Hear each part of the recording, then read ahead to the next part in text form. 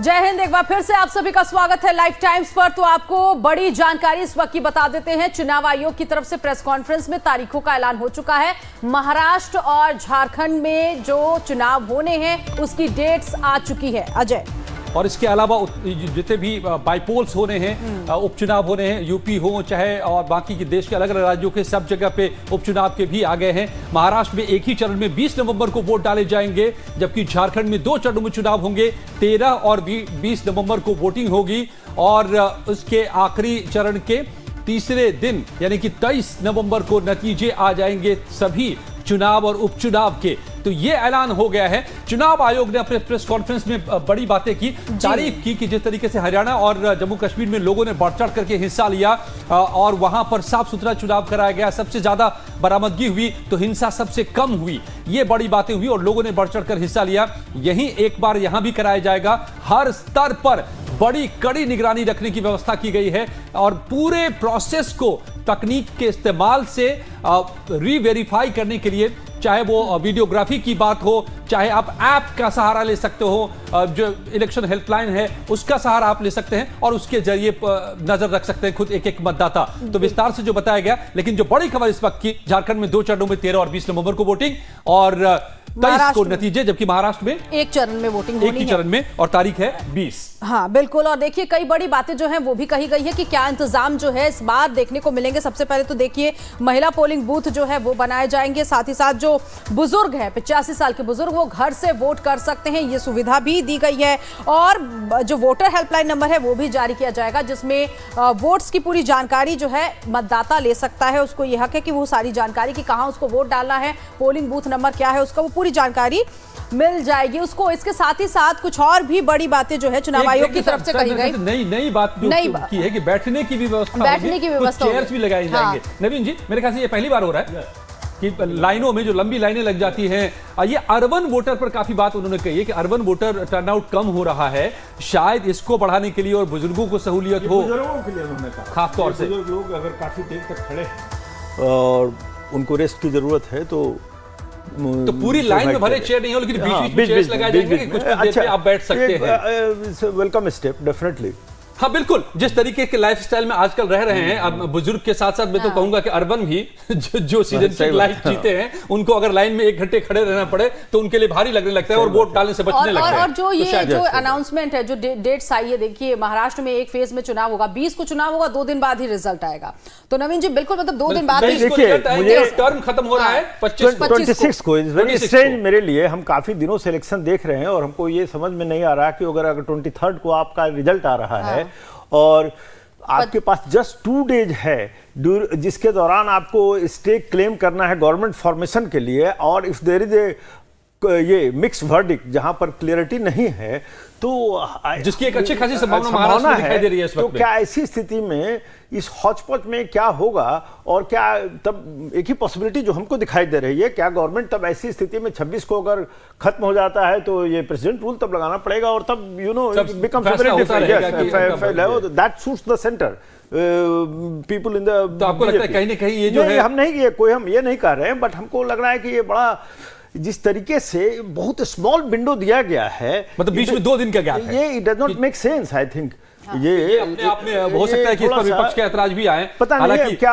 पिछले चुनावों में जो आवाजें उठी थी उस पर इलेक्शन कमीशन साहब ने ये भी कह दिया कि लोगों का काम है कहना, कुछ तो लोग कहेंगे। लेकिन एक चीज और है झारखंड में, देखिए क्योंकि जिस तरह से सरकार ने ये अपील की थी कि त्योहार के बाद ही इलेक्शन कराया जाए, ये तो एक मंजूरी हो गई है कि त्योहार के बाद ही हम देख रहे हैं कि इलेक्शन हो रहे हैं झारखंड में। ये तो देखना ही पड़ता है उनको। हाँ, लेकिन यहाँ पर देखिए कि एक अपील और यहाँ पे की गई थी कि चुनाव जो है, क्योंकि जनवरी 6 जैन 2025 को खत्म हो रहा है झारखंड में कार्यकाल जो है, लेकिन ये भी अपील की कि उसी के आसपास कराया जाए, लेकिन उससे काफी महीने पहले ही करा दे, नवंबर में ही चुनाव हो जाए। देखिए अगर आप लॉजिक की तलाश में हैं तो आई पर्सनली फील कि there is no logic in what election commission is doing. इसलिए कि हरियाणा और जम्मू कश्मीर का आपने पहले था कि महाराष्ट्र के साथ होता था, आपने उसको बाइफरकेट कर दिया और झारखंड का महाराष्ट्र के साथ कर दिया।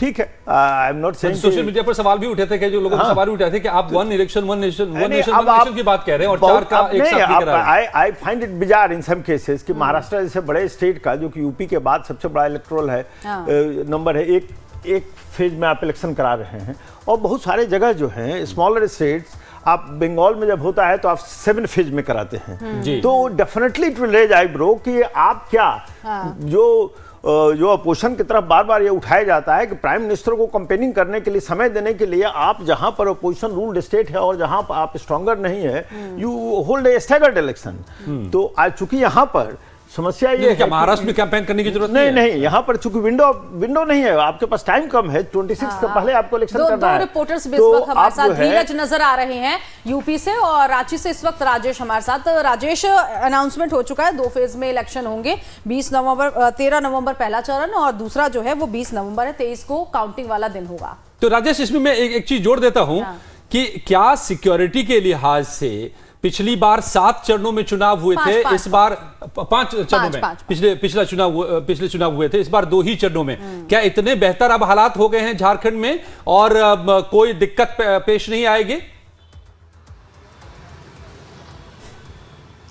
देखिए अजय, मैं बहुत ज़्यादा इससे कन्विंस नहीं हूं, इसलिए कि जो नक्सलिज्म है वो जरूर कम हुए हैं, लेकिन आज भी जो सारंडा का रीजन है वहां पर लगातार अभियान चलाए जा रहे हैं। आज भी अभियान चलाए जा रहे हैं और मिसिर बेसरा जो कि 1 करोड़ रुपए का इनामी नक्सली है, वो उसके पीछे पुलिस लगी हुई है। तो वहां पर चुनाव कराना इनके लिए वाकई में चुनौती होगा। और जो दूसरा टेरिटरी है वो है बूढ़ा पहाड़, जो कि लातेहार जिले में है, जो कि आप कह सकते हैं कि अगर पूर्वी क्षेत्र में आप देखें, दक्षिणी पूर्वी क्षेत्र में वो झारखंड का इलाका है सारंडा। अगर आप उत्तरी पूर्वी क्षेत्र में जाते हैं, पश्चिमी क्षेत्र में जाते हैं, तो वो बूढ़ा पहाड़ इलाका है जहां पर कि नक्सलियों का डोमिनेंस होता है। हालांकि नक्सली वारदात में जरूर कमी आई है, लेकिन अगर चतरा का इलाका देखें, लातेहार का इलाका देखें, तो छीटपुट घटनाएं होती रहती हैं और नक्सली आज भी वहां मौजूद हैं। तो ऐसे में सुरक्षा बलों की तैनाती, डिप्लॉयमेंट्स जो पहले 5 फेज कराए जाते हैं, उसके पीछे लॉजिक यही दिया जा रहा था कि झारखंड में चुनाव कराना वाकई में बड़ा मुश्किल होता है। किसी तरह कोई कैजुअलिटी ना हो, तैयारी मुकम्मल हो, तो पारामिलिट्री फोर्सेज या जो एसटीएफ होते हैं उनकी जो तैनाती है उसके लिए थोड़ा वक्त चाहिए, डिप्लॉयमेंट में वक्त लगता है। अब 2 फेज में चुनाव कराया जाना है, तो जाहिर है कि अब चुनाव इलेक्शन ज्यादा बेहतर समझती होगी। और यहां पर चूंकि उनके डीजीपी और यहाँ के जो सीएस उनके साथ में उनकी मुलाकात हुई थी, उन्होंने असेसमेंट किए, रिव्यू किया होगा। तो 2 चरण में चुनाव कराया जाना है, तो झारखंड के लिए एक तरह से ऐतिहासिक मौका होगा। राजेश, दूसरा यहाँ पे एक चीज और कहना होगा कि झारखंड में, चलिए आप बात पूरी कीजिए, बात पहले पूरी कीजिए आप। झारखंड में 1 महीने पहले चुनाव कराया जा रहा है जी। झारखंड में दिसंबर तक चुनाव की प्रक्रिया पूरी होती है, नवंबर में ही ये खत्म हो जाएगा। तो कह सकते हैं कि 1 महीना पहले ही चुनाव झारखंड में खत्म हो जाएगा, जबकि हमारे यहाँ जो सरकार के जो टेन्योर है वो 6 जनवरी में खत्म होता है, यानी कि जो विधानसभा की आयु होती है वो 6 जनवरी को खत्म होना था 2025 में। तो 1 महीना पहले कराया जाना है। बिल्कुल। अच्छा, ये जो कह रहे हैं आप 2 ही चरणों में आप कन्विंस नहीं है, क्या एक ये भी फैक्टर इसके पीछे हो सकता है कि अभी नक्सलवाद को 2026 तक खत्म करने का प्रण ले लिया है देश के गृह मंत्री ने, और हम देख रहे हैं कि बड़े बड़े ऑपरेशंस भी चल रहे हैं छत्तीसगढ़ से लेकर के तमाम नक्सल बेल्ट में। तो इस वक्त क्या प्रेजेंस सुरक्षा बलों की ज्यादा है वहां पर, पहले से ही वहां मौजूदगी है, और इसी बीच में चुनाव कराना इसलिए मुमकिन हो पा रहा है 2 फेज में? यह हो सकता है एक फैक्टर। देखिए अजय, पहले भी हालात ऐसे ही थे, तब भी यहाँ पर सुरक्षा बल और खासतौर पर जो कोबरा बटालियन है, जो यहाँ पर सीआरपीएफ के बटालियन है, उसकी तैनाती थी बजाते वो यहाँ पर लगातार लंबे समय से रह रहे हैं। तो लेकिन जब 2019 के चुनाव हुए थे या 2014 के चुनाव हुए थे, तो तकरीबन 5 फेज में कराए गए थे। उसके पीछे यही कारण था कि नक्सली इन्फेक्टेड इलाका है और झारखंड के 18 जिले नक्सली प्रभावित हैं। उसकी संख्या में जरूर गिरावट हुई है, लेकिन नक्सलियों का जो यहाँ पर वर्चस्व है, अगर आप पूरे देश में आप देखें तो 2 ही राज्य हैं जहां पर नक्सलियों का अभी वर्चस्व है, उसमें झारखंड और छत्तीसगढ़ है। तो झारखंड में नक्सलियों का उन्मूलन नहीं हुआ है। तो सारंडा और माफ करें और बूढ़ा पहाड़ 2 ऐसा इलाका है जहां पर चुनाव कराना चुनाव आयोग के लिए और सुरक्षा बलों के लिए बहुत ये बात तो झारखंड की रही, लेकिन उत्तर प्रदेश में भी 10 सीटों पर उपचुनाव होने। धीरज के पास एक बार चलते हैं। धीरज, क्योंकि महीने भर से भी कम का वक्त रहेगा अब उपचुनाव को लेकर, तो क्या वहां पर तैयारियां, और विकास भी हमारे साथ मुंबई से जुड़ गए, आएंगे विकास आपके पास भी। पहले धीरज जी, उत्तर प्रदेश की 10 सीटों पर जो उपचुनाव होने वाले हैं उसको लेकर केंद्रीय निर्वाचन आयोग ने नोटिफिकेशन जारी कर दिया है। और लाइव टाइम्स के दर्शकों को हम सबसे पहले बताना चाहेंगे कि उत्तर प्रदेश की 10 सीटों पर उपचुनाव होना था, लेकिन निर्वाचन आयोग की तरफ से जो शेड्यूल जारी किया गया है उसमें मात्र 9 सीटों पर उत्तर प्रदेश में उपचुनाव होगा। अयोध्या की मिल्कीपुर सीट पर जो उपचुनाव होना था वह निर्वाचन आयोग की शेड्यूल सिस्टम से गायब है मिल्कीपुर सीट, और यूपी की 9 सीटों पर ही फिलहाल उपचुनाव को लेकर तारीखों का ऐलान किया गया है। उत्तर प्रदेश की 9 सीटों पर 13 नवंबर को मतदान की प्रक्रिया पूरी होगी और 20 नवंबर को मतगणना कराई जाएगी। निर्वाचन आयोग की तरफ से अभी इस बारे में कोई जानकारी नहीं दी गई है कि यूपी की जो 10 सीटों पर उपचुनाव होना था उसमें से आखिर मिल्कीपुर उपचुनाव में चुनाव क्यों नहीं हो रहा है। इसको लेकर अभी कुछ देर में हम निर्वाचन आयोग के जो उत्तर प्रदेश के मुख्य निर्वाचन अधिकारी नवदीप रिन्वा हैं उनसे बात करने का प्रयास करेंगे कि 10 सीटों पर उपचुनाव होना था, 10 सीटों को लेकर नोटिफिकेशन। सबसे बड़ी लड़ाई तो मिल्कीपुर की थी, यहाँ पर प्रतिष्ठा की सीट बना हुआ था। निर्वाचन आयोग यूपी की 10 सीटों पर उपचुनाव कराएगा, लेकिन केंद्रीय निर्वाचन आयोग की तरफ से आज जो नोटिफिकेशन जारी किया गया है, तारीखों का ऐलान किया गया है, उसकी तरफ से बाकायदा जो सीटों का शेड्यूल जारी किया गया उस पर मात्र 9 सीटों पर उपचुनाव कराए जाने की जानकारी दी गई है। उसमें से अयोध्या की मिल्कीपुर सीट जिसमें समाजवादी पार्टी का कब्जा था, वहां से समाजवादी पार्टी के नवनिर्वाचित जो सांसद अवधेश प्रसाद हैं उनके सांसद बनने के को लेकर वह मिल्कीपुर सीट खाली हुई थी। अब ऐसे में सबसे बड़ा सवाल यही है कि केंद्रीय निर्वाचन आयोग की तरफ से यूपी की 9 सीटों पर ही उपचुनाव कराया जाना है, आखिर क्यों मिल्कीपुर सीट पर उपचुनाव को लेकर तारीखों का ऐलान नहीं हुआ है। जी, ये अपने आप में सबसे बड़ा सवाल और सबसे प्रतिष्ठा की सीट यही बना हुआ है। धीरज, और यहाँ का अनाउंसमेंट क्यों नहीं हुआ, आप जल्दी से पता करें और क्या इसकी जानकारी है, क्या इसके पीछे की वजह है, ये भी हम समझेंगे। लेकिन महाराष्ट्र का रुख करते हैं, विकास हमारे साथ जुड़े हुए। विकास, एक ही फेज में, सिंगल फेज में इलेक्शन पूरे महाराष्ट्र में, क्या इस वक्त का रिएक्शन, किस तरह का यहां का समीकरण अब तक नजर आ रहा है? जी देखिए, पिछले बार भी चुनाव जो हुए थे महाराष्ट्र में वो एक चरण में हो गए थे। उसकी सबसे बड़ी वजह जो चुनाव आयोग बताता है कि बहुत ही शांतिपूर्ण ढंग से यहाँ पर चुनाव हो जाते हैं, अशांति नहीं होती और किसी भी प्रकार का उत्पात नहीं होता, और इसीलिए चुनाव आयोग के लिए आसान था कि एक ही चरण में सारे चुनाव जो है यहाँ पर हो जाएं। ये बात अलग है कि यहाँ पर 288 विधानसभाएं, मतलब उत्तर प्रदेश के बाद पूरे देश में सबसे बड़ा राज्य है विधानसभा सीटों की दृष्टि से, और लोकसभा की सीटें भी उत्तर प्रदेश के बाद सबसे ज्यादा महाराष्ट्र में ही है। रही बात प्रिपेयर्डनेस की, कितना ये स्टेट कितना इलेक्शंस को लेकर प्रिपेयर्ड है, इसको लेकर इलेक्शन कमीशन के कुछ अधिकारी जो है 1 महीने पहले महाराष्ट्र आए थे, मुंबई आए थे, और उन्होंने जायजा लिया था तमाम रीजन्स का, विदर्भ इलाका हो या मराठवाड़ा हो, उत्तरी महाराष्ट्र हो, पश्चिम महाराष्ट्र हो या फिर कोकण बेल्ट हो, हर रीजन की जो तस्वीर है, जो परिदृश्य वो अलग है, वहां के हालात अलग अलग हैं। लेकिन जब इलेक्शन कमीशन को ये लगा कि एक ही चरण में यहाँ पर चुनाव हो सकते हैं, तब जाकर तारीखों का ऐलान किया गया है। और इसके साथ ही दोनों पक्ष जो हैं, चाहे मैं महाविकास आघाड़ी की बात करूं या महायुति की बात करूं, सवेरे से ही जो नेताओं के रिएक्शन आ रहे हैं वो बहुत ही पॉजिटिव आ रहे हैं। दोनों ही पक्ष पूरे दमखम से ये चुनाव लड़ना चाहते हैं, चुनाव को लेकर उनकी तैयारियां लगभग पूरी हैं। और तो और 2 दिन पहले जब मैं अजीत पवार से बात कर रहा था एक प्रेस कॉन्फ्रेंस में, तो उन्होंने ये कहा कि लोकसभा चुनाव में जो ग्रास रूट लेवल पे जो गलतियां हुई हैं महायुति की तरफ से, वो दोहराई नहीं जाएंगी। मसलन बहुत ज्यादा समय जो है इस पर नहीं गंवाया जाएगा कि किसको कितनी सीट मिलेगी। सीटों की बंटवारे को लेकर हम देख रहे थे कि बहुत माथापच्ची लोकसभा चुनाव के दरमियान हुई थी। जो चुनाव प्रचार का समय था, वो समय जो है सीटों के बंटवारे की खींचतान में निकल गया था। चुनाव प्रचार के लिए बहुत कम समय मिल पाया था, तो वो गलतियां वो दोहराने नहीं जा रहे हैं। और इसके अलावा वो ये भी दावा कर रहे थे कि ट्रांसफर ऑफ वोट, लोकसभा चुनाव के बाद ये आरोप लगे थे कि एनसीपी को बीजेपी के वोट नहीं मिले, ये सियासी दल जो है पूरी तैयारी के साथ है, ट्रांसफर ऑफ वोट है। जी विकास, एक सुभाष शिर्के जी से सवाल, प्रफुल्ल पटेल साहब कुछ कह रहे हैं, इस बीच सुन लेते हैं। Do very well, and with the kind of good schemes, the good work and the development and the infrastructure which has been created in Maharashtra, the people will definitely want to go for development, good work, and of course the leadership of Prime Minister Narendra Modi, which has led the NDA to victory for the 3rd time, as well as the fact that we have recently seen in the polls in Haryana and in Jammu and Kashmir, the people have voted for good work and development, and the schemes which the government of India and the respective state governments have given to the people. So I feel very confident that we in Maharashtra will be coming back to power again. There is no much speculation going on about seat sharing. I am very confident that there will be no dispute, no differences.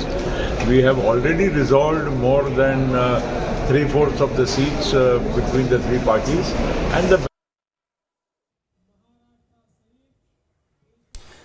तो तीन चौथाई सीटों पर पहले ही जो कह रहे थे आप विकास, यही बात प्रफुल्ल पटेल उस पर मुहर लगा रहे थे कि और 3/4 सीटों पर पहले ही हमने तय कर लिया है कि सीटों का बंटवारा हो गया है, तो इस पर वक्त वाकई नहीं गवाया जाएगा।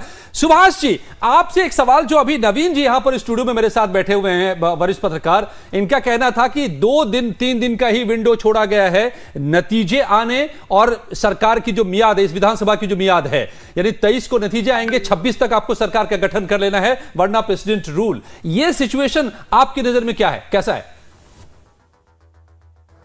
देखिए, इसमें ये थोड़ा पेचीदा मामला होगा, क्योंकि इससे पहले जो चुनाव डिक्लेयर होने थे वो हरियाणा के चुनाव के साथ ही डिक्लेयर होने थे, क्योंकि 28 नवंबर को उद्धव ठाकरे इन्होंने शपथ ली थी 2019 में। तो जाहिर है कि 26 तारीख को ही जो विधानसभा है उसका गठन होना है, लेकिन वो हुआ नहीं है। तो इसका मतलब है कि ये पेचीदा मामला जरूरी है। दूसरा, प्रफुल्ल पटेल कुछ भी कह रहे होंगे, लेकिन मेरी जो जानकारी उसके मुताबिक एकनाथ शिंदे गुट जो है वो 100 सीटें मांग रहा है, बीजेपी 160 सीटें मांग रही है, और अजित पवार गुट जो है वो 60 से 70 सीटें मांग रहे हैं। तो ये तालमेल नहीं बैठ रहा है। इसलिए मैं आपको एक ध्यान आकर्षित करना चाहता हूं आपका, कि जो पर्चा वापस लेने का जो डेट है और जो उम्मीदवारी पर्चा भरने का जो आखिरी डेट है, इसमें 6 दिन का गैप है। आप वो देख लीजिए, 6 दिन का गैप है। इससे पहले सिर्फ 3 दिन का गैप होता था।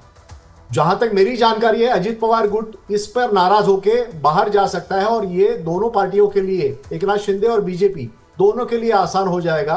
अजित पवार अगर बाहर से चुनाव लड़े और बाद में वो गठबंधन में आ जाए, क्योंकि सीटों का जो तालमेल है वो बैठ नहीं रहा है, सीटों का गणित बैठ नहीं रहा है इस पूरे गठबंधन में, और इसलिए ये मामला होगा। और अजित पवार को साथ में लेकर लड़ने में बीजेपी का काडर भी उतना जोर नहीं दे रहा है। जी, एक केएल शर्मा साहब की अमेठी सांसद हैं वो, और उपचुनाव को लेकर क्या कुछ कह रहे हैं? ठीक है, आते हैं। लेकिन एक सवाल और मेरा है यहाँ पर सुभाष जी, क्योंकि जिस मनीष जी भी मेरे साथ है। हाँ, मनीष जी भी हमारे साथ है। लेकिन एक सवाल और, क्योंकि महाराष्ट्र की राजनीति आप कह भी रहे हैं कि आप भली भांति जानते हैं, लेकिन इस बार जो ये एक चरण में चुनाव हो रहे हैं, अब आपको नहीं लगता कि जो राजनीतिक दल हैं उनके लिए काफी चुनौती इस वक्त हो गई है? क्योंकि एनसीपी भी 2, शिवसेना भी 2 इस वक्त, तो ऐसे में काफी चुनौतीपूर्ण ये चुनाव इन लोगों के लिए नहीं होगा?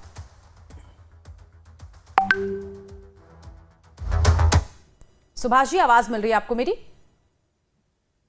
हाँ, आपके प्रश्न दोहराए प्लीज। हाँ, सवाल मेरा ये है कि जिस तरह से एक फेज में चुनाव हो रहा है, पार्टियों के लिए काफी चुनौतीपूर्ण नहीं होगा ये चुनाव? क्योंकि एनसीपी भी 2 गुटों में बटा हुआ है, शिवसेना भी 2 गुटों में। नहीं, ये सारे पार्टियों के लिए आसान है, क्योंकि इससे पहले भी 2019 में पहले एक ही चरण में चुनाव हुआ था। हाँ। और उसके लिए आसान भी था सारे लोगों को, क्योंकि जो रिसोर्सेस है वो एक तरफ से झोंकने में सारी पार्टियां जो है प्रयास करती है।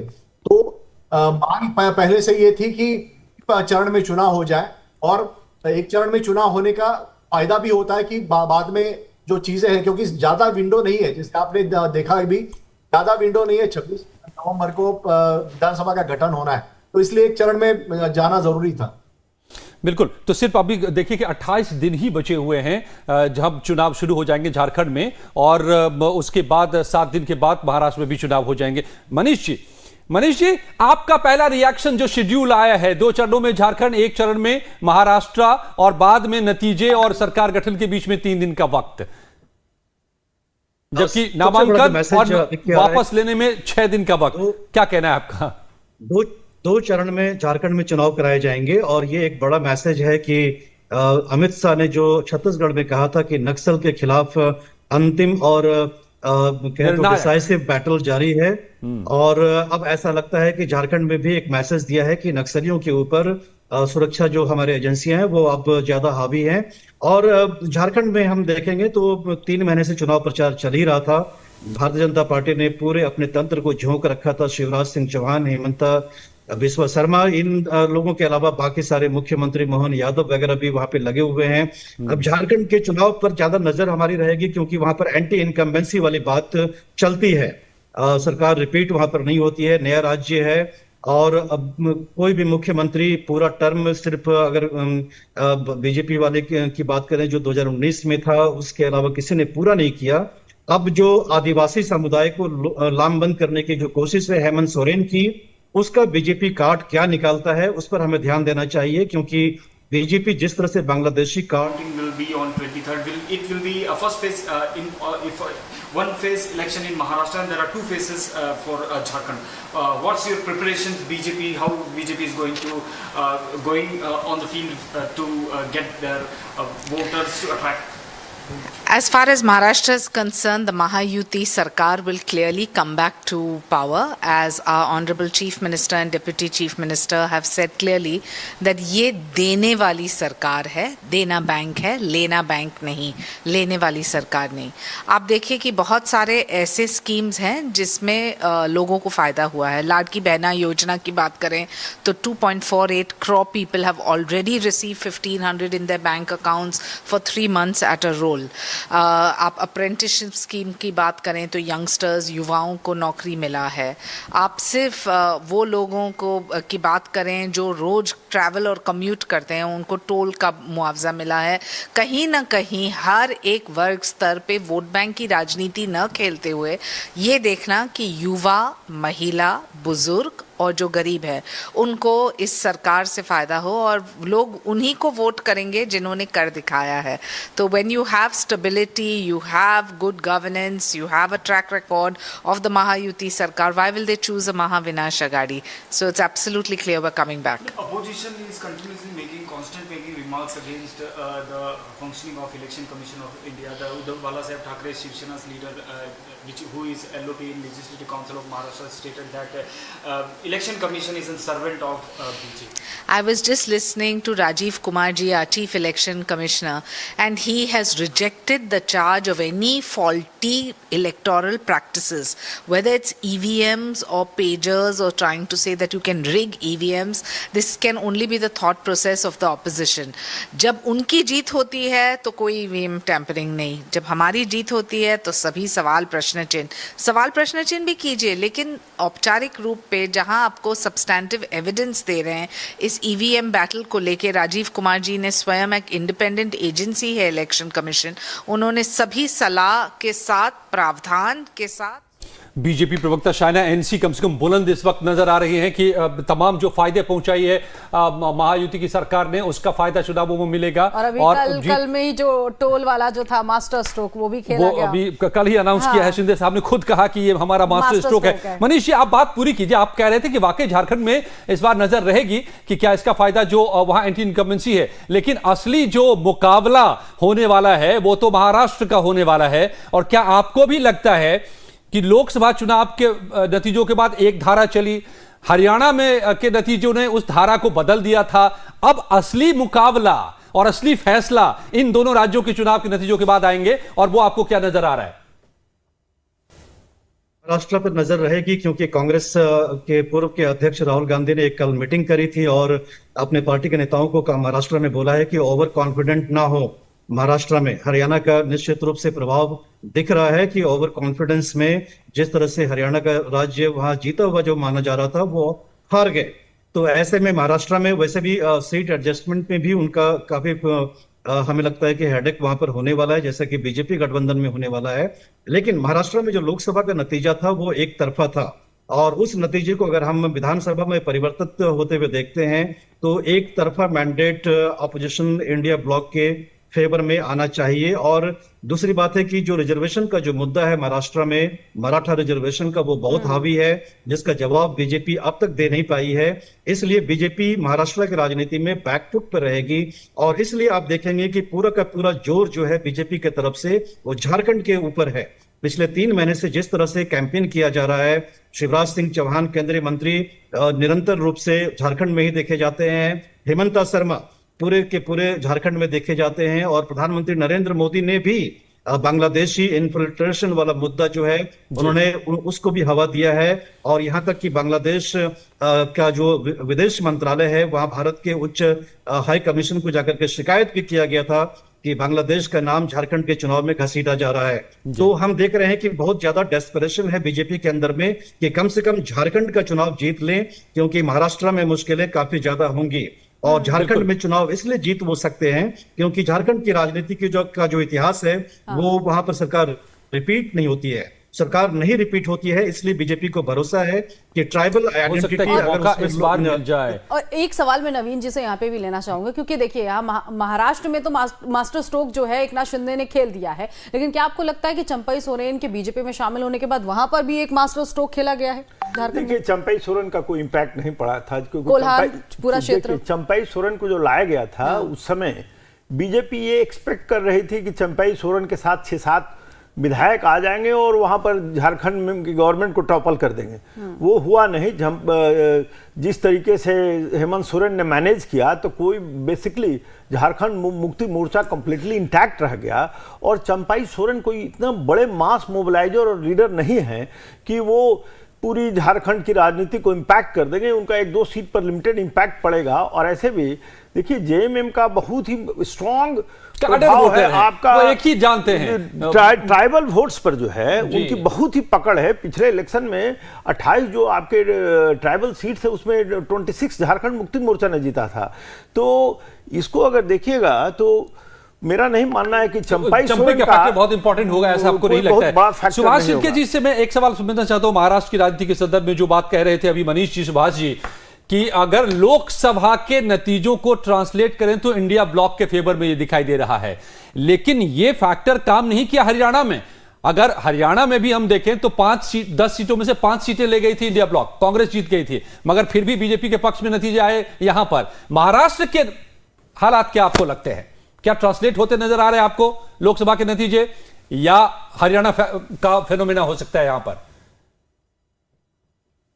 देखिए हरियाणा में कांग्रेस का पलटा भारी था, लेकिन वो ज्यादा अति आत्मविश्वास में चले गए सारे नेता। और यही कारण है कि जैसे मनीष जी ने बताया कि राहुल गांधी ने कांग्रेस के लीडर्स को बुलाकर हिदायत यही दी कि आप ज्यादा ओवर कॉन्फिडेंस में ना जाएं। अगर हम लोकसभा चुनाव परिणामों की बात करें और असेंबली कॉन्स्टिट्यूंसी वाइज चुनाव के परिणाम देखें तो 160 सीटें से ज्यादा सीटें कांग्रेस गठबंधन के पलड़े में जाती हुई नजर आती है लोकसभा चुनाव का परिणाम देखें जी। लेकिन बाद में लोकसभा चुनाव के बाद जिस तरह से हवा का रुख बदलने की कोशिश एकनाथ शिंदे गवर्नमेंट ने की है, तो लुभावन घोषणाएं की है, उससे बीजेपी और गठबंधन को ये लगता है कि शायद वो ये कांग्रेस के पक्ष में जो हवा चल रही है उसका रुख बदल दे। लेकिन एक बात मैं जरूर आपको बताना चाहता हूं कि बीजेपी के खिलाफ लहर महाराष्ट्र में है, जो लोकसभा में दिखी थी वो विधानसभा में भी है, और लेकिन उसको मैनेज कैसे बीजेपी करती है ये देखना होगा। ये काफी बड़ी बात है, ये काफी बड़ी बात आ गई है कि बीजेपी के खिलाफ ये लहर जो है वो महाराष्ट्र में चल रही है। फिलहाल सुभाष जी बहुत शुक्रिया आपका, मनोज जी आपका भी बहुत शुक्रिया हमारे साथ जोड़े थे। तो कुल मिलाकर आपको बता दें कि देखिए जो डेट्स है वो सामने आ चुकी है, और इसके साथ ही साथ महाराष्ट्र में 1 चरण में चुनाव और झारखंड में 2 चरणों में चुनाव।